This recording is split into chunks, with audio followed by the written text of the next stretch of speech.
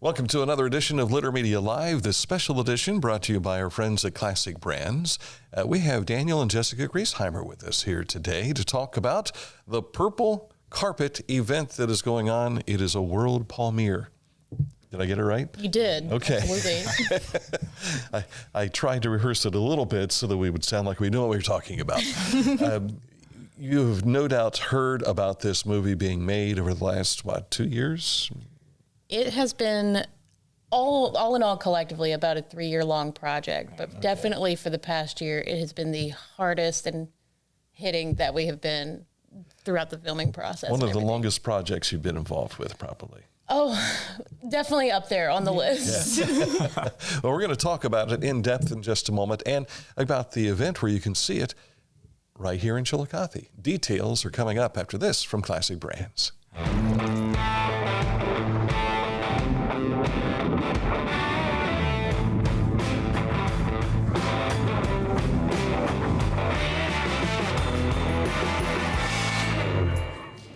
The movie is without her, right?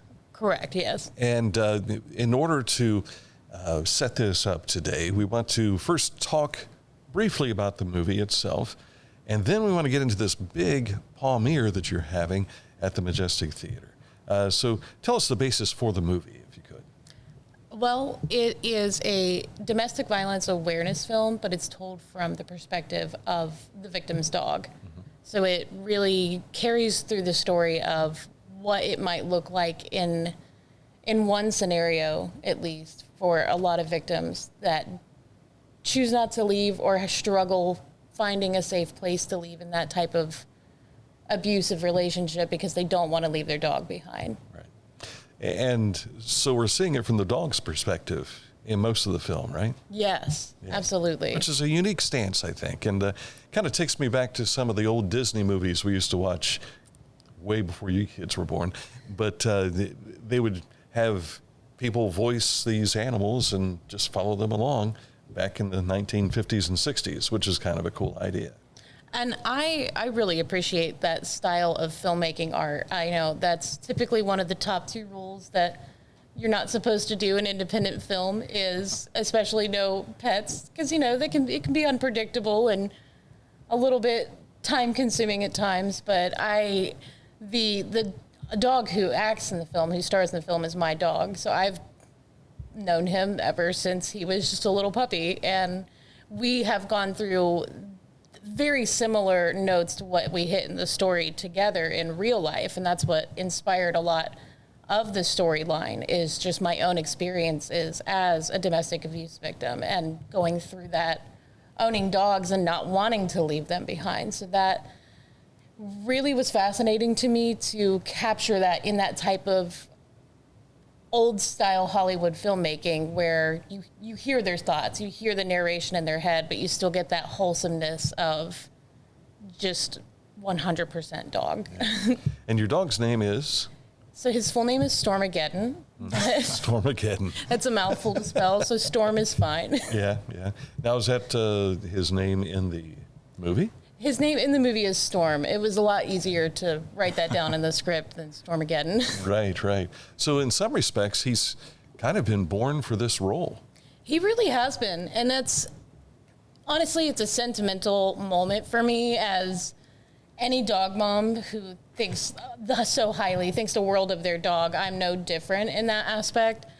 But it has been, I'd never really felt before like I had a life's purpose, and until this project came into my inspired moment of, especially, it all came about because we found out he was actually really good at acting on the camera, and we were like, wow, I wonder what more he could do. And then it just kind of cascaded into, from a cute little idea of how let's put him in another movie, to this is way more than a movie now. It's an entire movement that one girl and her dog have started, and that is something that I could never and wouldn't ever trade for the world.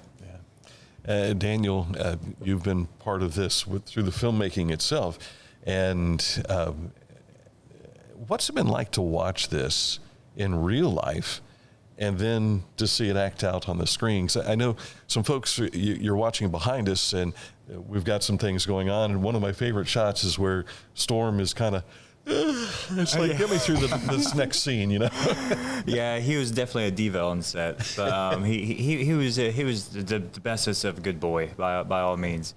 But this was actually his third or fourth film that he's actually been in. Yeah. But this is the biggest that he's been involved in, because this is his first feature. Yeah, not bit parts. This is I'm part of the show. Oh yeah. Oh, yeah. Yeah, he is the main character. Literally the movie poster. And it's really interesting because we brought people all around the state to come here to film. Mm-hmm. And like talent, actually some people from Los Angeles, Kentucky, and they've been so proud of this project, and just actually see it come to life and see your vision come to life too. I mean, it's seriously, it helps that that there's a community here who actually like, no, I would love to see this. I would love to come out and help, and if you need anything, you know, I'm a message away, you know, that type of neighbor, right? That type of situation. There was a movie shot here several years back, back in the early 90s, called A Little Inside. And the Chillicothe Paints were involved in it. And there were scenes like the dock at water, out of the VA Memorial Stadium, up at Ohio State, to the baseball field there. And it's something to go and see and recognize something local in a movie. And you're going to see that with Shawnee Lanes and some other areas you've been here locally as well, right? Yeah, Shawnee Lanes, Paper City Coffee, Mill City, the Feast of Flying Moon. There's a lot of that in there. And there's some backstory on that day. There was some rain. And it was the last time it rained, right? Oh, yeah. Actually, ever since we stopped filming, it stopped raining, and that's a little just concerning. Yeah, I've noticed that trend, and it's a little concerning to me. I think we might need to start filming again. Just rain. Good idea. And we actually went and got one of the scenes. We got a rain machine. We actually went out and got like a fancy looking like sprinkler, you know, and we modified it and all that. And for the scene, we had to have rain. Mm-hmm. It was cloudy that day, but it did not rain. So it kind of helped us out a little bit. But if we wouldn't have brought it, it would have rained. Funny how things work out, right? In that regard. I want to take a moment to talk about October 5th now. This is the Paw'miere, an opportunity not only to see the movie, but also to see other things. You've got an all full day lineup that's going on at the Majestic Theater.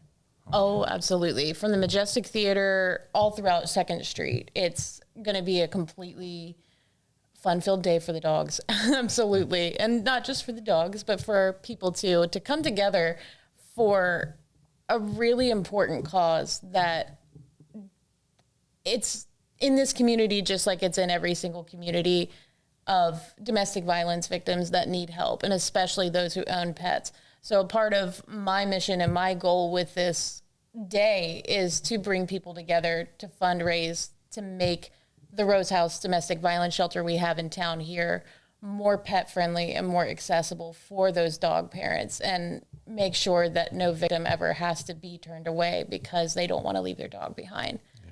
And that's what wakes me up and gets me motivated every single day, is for the thought of that opportunity to bring that kind of positive impact. And it's not just me though. That's what's so wonderful about it. Like you were saying about community, is none of this film would have ever been possible without the community support that we have received up until this point.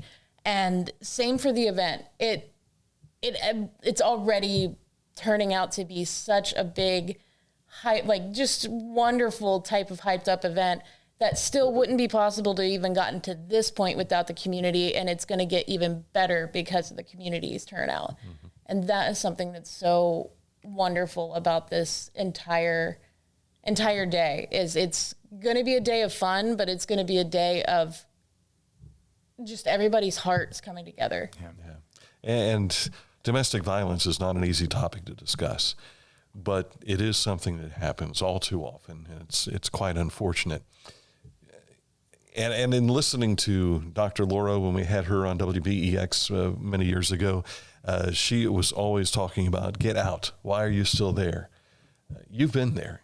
You've experienced that. And putting the heart into a project like that has to be rewarding in some respects, but it's also educating other people and hopefully helping other people down the road.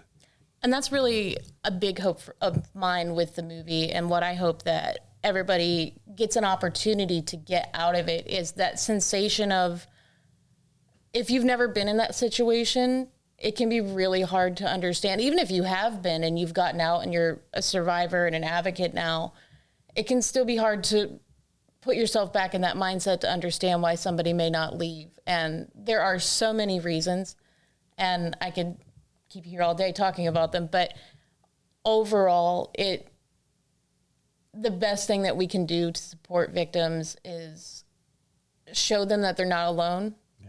And this is a big part of that, and a big part of showing them that they're not isolated in those feelings, and that it's understandable to be afraid, and it's understandable why people make the decisions that they do in those times, but that there is hope and that there is a way out. It just requires a lot of embracing the fear of the unknown. Yeah. And I know a lot of people I've known who have been involved with domestic violence, and they hold so closely to their pet. You went through it together, and that pet was what helped you make it through. And so when this whole idea came up and was presented to us a few years ago, I was trying to figure out how it went together, but then hearing your story, hearing more about it, seeing the importance of that animal's relationship. You don't want to leave the animal back in that situation. You want to get out as fast as you can, but you want to take somebody with you that you care about. And for a lot of victims, the animal is who they feel is the only person that really loves them or is there for them, especially just unconditionally. Yeah. And that can be an intense thing to ever leave behind. And honestly, it makes me weirdly happy when someone says they'd never thought about it like that, or they just never previously understood that perspective, because to me that shows that they've never had to go through that. And that's the real goal, is prevention. And the more that people don't initially understand until they get that perspective presented to them, it makes me feel good that they never had to go through that, but it makes me feel good that they have opened their hearts enough to realize that that is a reality for a lot of women. Yeah. And a lot of dog owners have compassionate hearts because they know what it's like. And to have somebody there that cares for you and loves you no matter who you are, it's usually a dog. Oh, absolutely. So this is going to be a big day also for dog owners as well, right? Yeah. Yes. Yeah, there's actually going to be a dog show and some vendors, and yeah, you want to go ahead and I didn't mean to. Oh, no, you're totally fine. It's overall, there's going to be with the community action is going to be there, the axe throwing.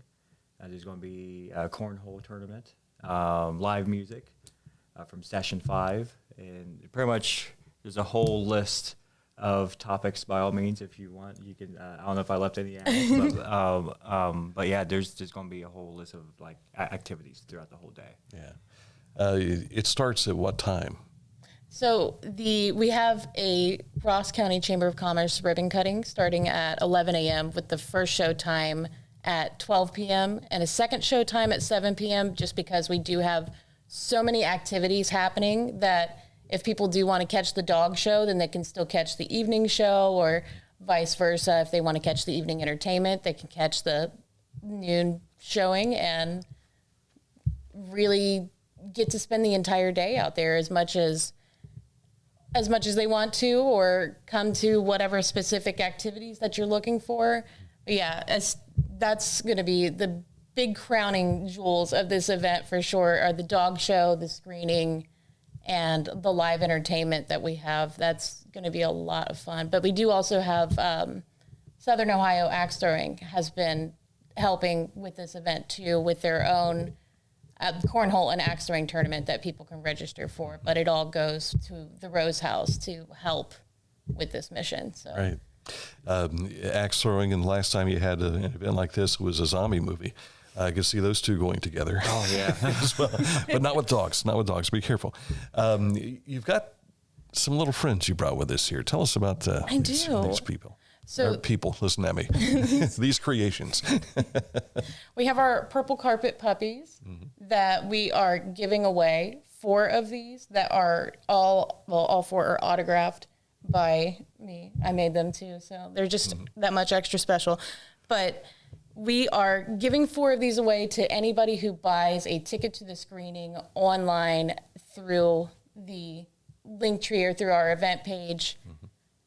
Before September 29th. So you have until 11:59 p.m. on September 28th to get your order online and to be entered for a chance to win one of our exclusive little purple carpet puppies. Very nice.